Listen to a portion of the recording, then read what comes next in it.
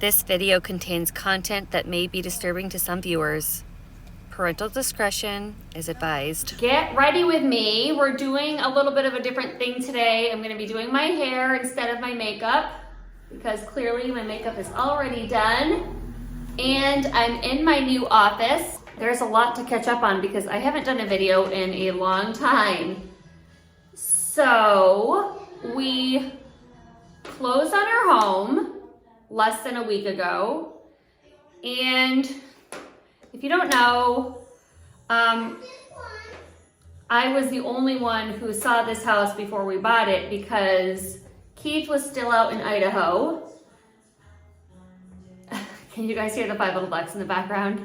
And anyway, we actually both kind of have fallen in love with older homes, and so that's what we were looking for. We just love the character, and fortunately in New England, which is where we are now, if you don't know, we moved out here from Idaho. We thought Idaho was going to be our forever home. It's not. If you want to know more about that, you can go to my video about that, which I will link in the description. Anyway, so we came back to New England, and there's no shortage of old homes in New England. And we looked at a bunch of houses. We put in an offer on one and we lost it by like $2,000. But there's a reason for everything. And when I walked into this home that we're in now, I fell in love with it. I didn't expect for it to need a lot of work. They've already done a lot of work on it.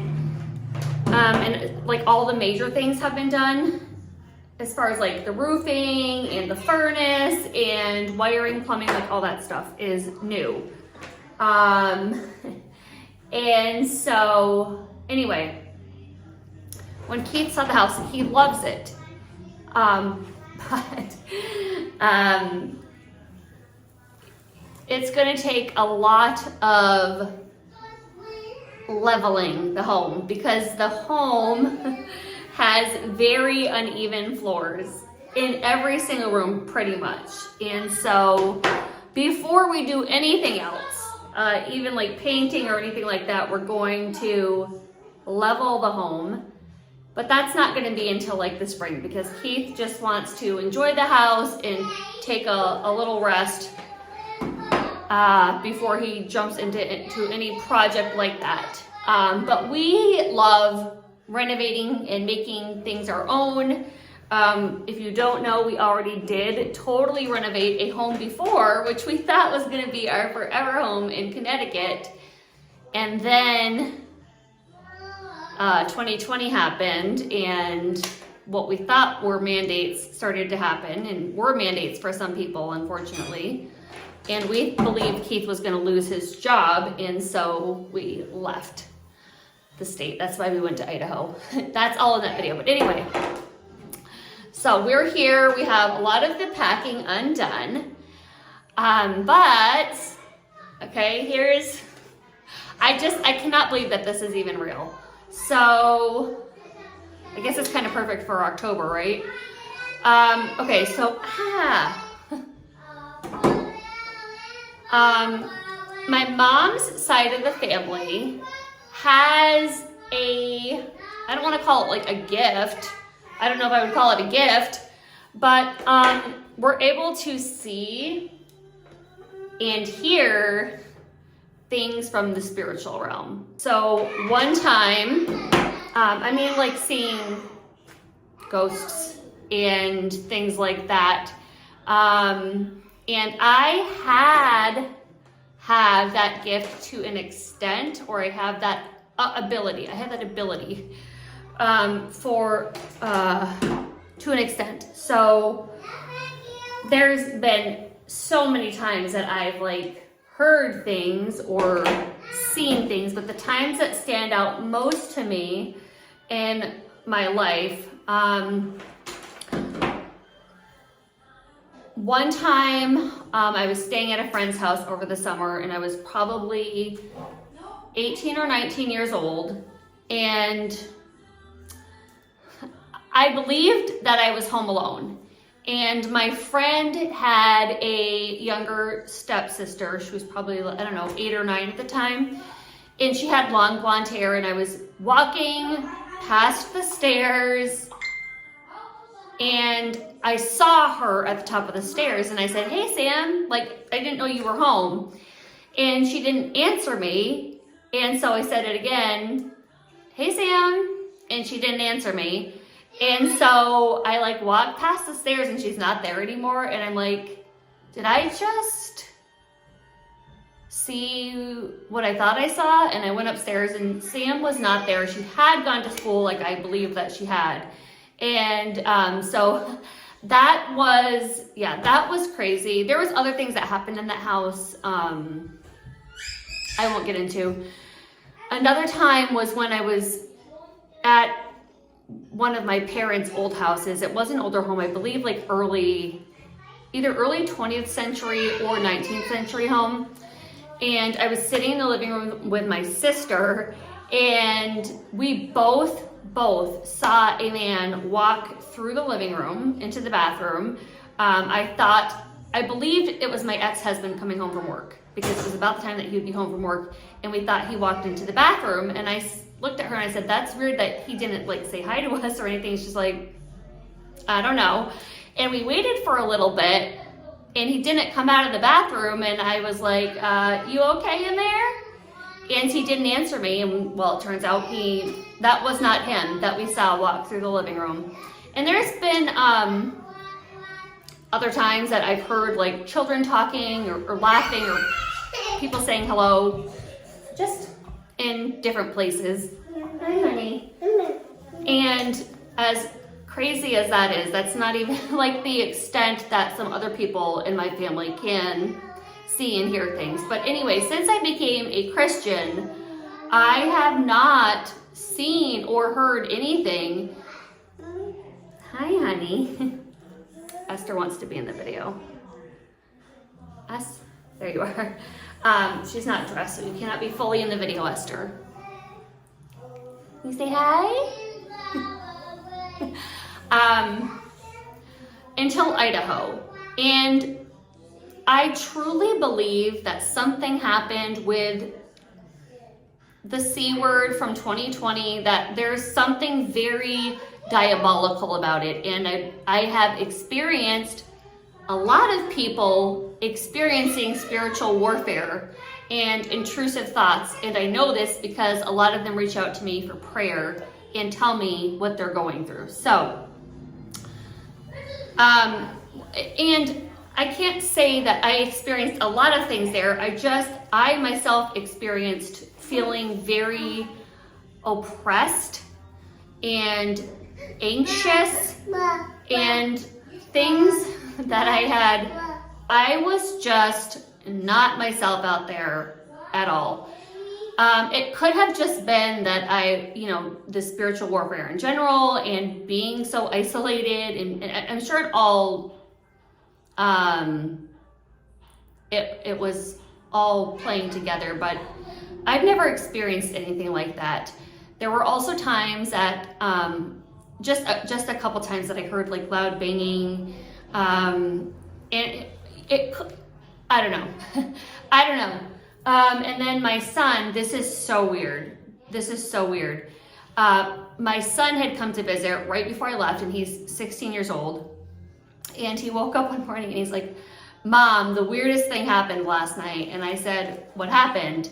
And he said that at around 10 or 11 o'clock at night, he was staying in the finished basement, and in his bedroom there was doors that led to outside. And he said there was a knock on the door. And he said it was definitely a knock because the person kept knocking. And he heard whoever it was, walk up and then walk away from the house. Now, why he decided to not come up and tell me or tell Keith or whatever, I have no idea. But our door to our house was unlocked that night. And why wouldn't that person If it was actually a person trying to get help or something, why wouldn't they come to the front door? I don't even, like, I don't even know. I have chills. And then, what was the last thing? Oh, this is really bad. My son, Michael, who's 8, this was also right before we left, woke up one morning screaming and crying for me, and he said that he saw a pig standing up on its legs, like looking into his room from the hallway. And I did not hear him, but my other son Ricky heard him crying and screaming. And he said when Ricky started to come up the stairs to see what was going on, the pig went away. So I just felt like there was something very not right there. And so anyway, wouldn't you know, we moved to this house on a Friday, and they unloaded everything on a Saturday. Sunday morning, I'm the first one up, and I'm getting myself coffee, and I have like one of the bottles of iced Starbucks coffee. I took this picture right after this happened. And so this was on the dining room table, and I walked over to the kitchen counter to like put my creamer in it, and I heard rattling from the dining room table. And I look back and I'm like, is this really happening right now?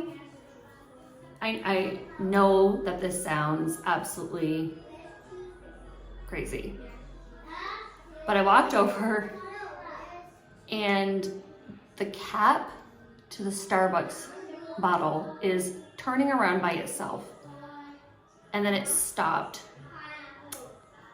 and then it did it again, and then the cap started to lift up off the bottle, and I said, Jesus. I called in the name of Jesus, and I said, stop it right now, and it stopped.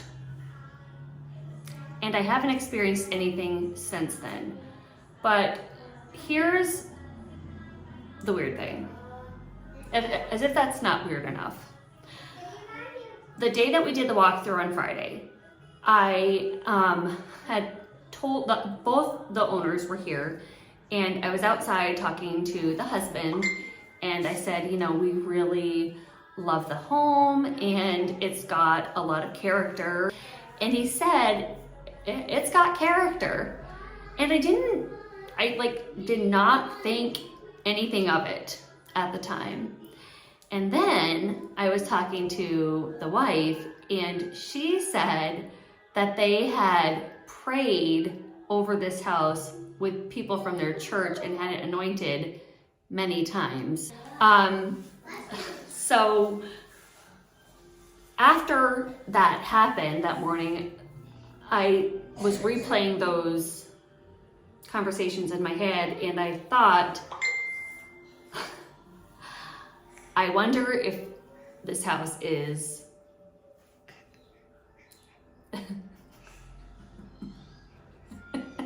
I wonder if I'm not the only one who's experienced things here before, and that's why those comments were made. And so I texted the owner this morning, the old owner, and I was like, you're probably gonna think that I'm crazy, but I'm wondering if you guys have ever experienced anything paranormal here. And sure enough,